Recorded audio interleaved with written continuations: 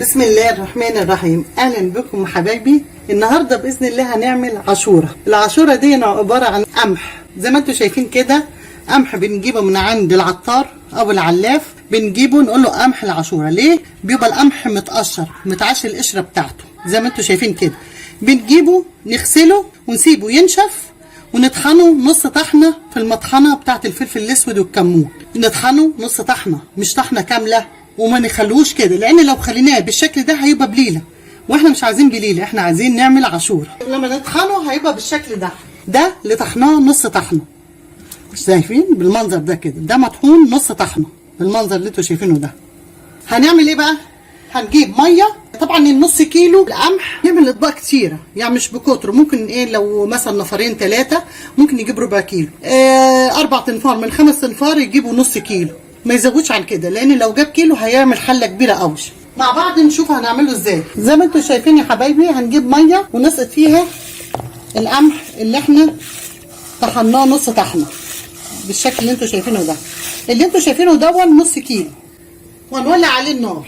اول ما ياخد غلوه واحده هروح طافيه عليه واسيبه لمده ساعه النار مطفيه عليه، وبعد كده هوريه لكم حبايبي. زي ما انتم شايفين يا حبايبي، بعد ما العاشوره خدت غلوه بالشكل اللي انتم شايفينه ده، خدت ايه غلوه، هطفي عليها واسيبها لمده ساعه. هتروح العاشوره دي شاربه الميه دي كلها. وطبعا لما بتحطوا على النص كيلو تحطوا عليها نص الحله ميه زي ما انتم شايفين كده بالشكل اللي انتم شايفينه ده. كده طفيت عليها اهو، وهغطيها واسيبها لمده ساعه، وبعد ساعه هوريها لكم. زي ما انتم شايفين يا حبايبي العاشوره نفشت ازاي. زي ما انتم كده لما سبناها بعد ما اديناها غلوه وسبناها ساعه نفشت وشربت الميه بتاعتها، بقت بالشكل اللي انتم شايفينه ده بالمنظر ده.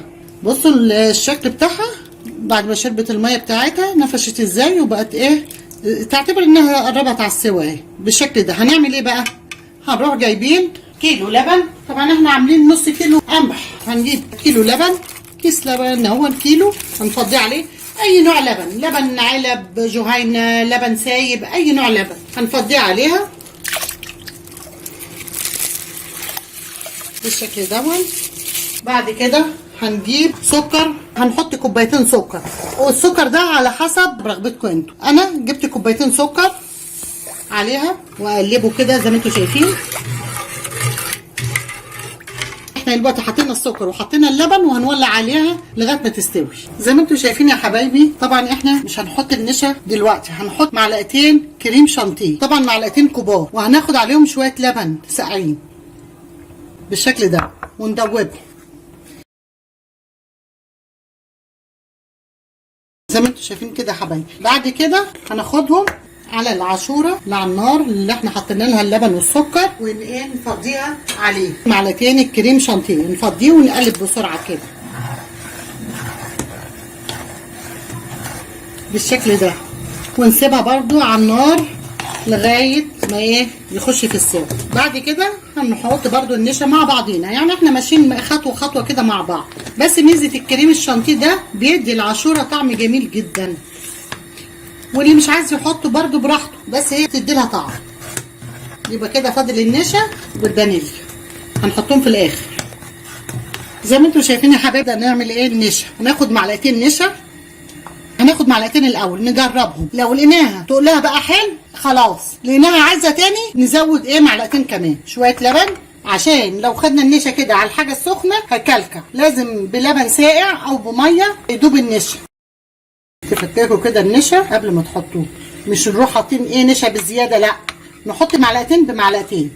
احتاجنا تاني نعمل، ما احتاجناش خلاص، عشان برضو ما تبقاش تقيله ومش حلو زي ما انتوا شايفين كده يا حبايبي. مع النشا بقى هنحط حبه فانيليا ندعتين كده ونقلبها بالشكل اللي انتوا شايفينه ده يا حبايبي. هنروح على الحله نجيب الكبشه ونروح ايه نفضي بسم الله الرحمن الرحيم، ونروح مقلبين.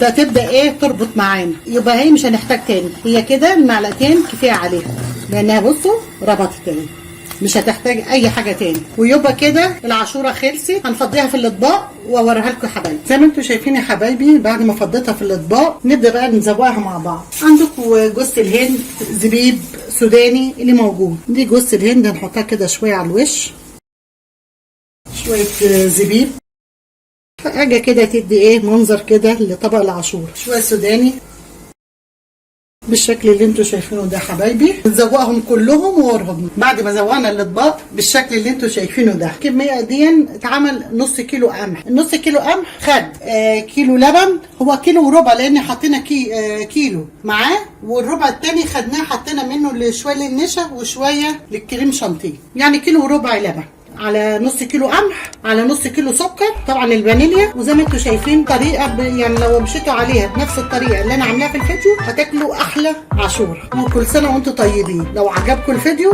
اشتركوا في مطبخ ماما بطه واستنوني في فيديو جديد، واعملوا لي لايك وشير، والسلام عليكم ورحمه الله وبركاته.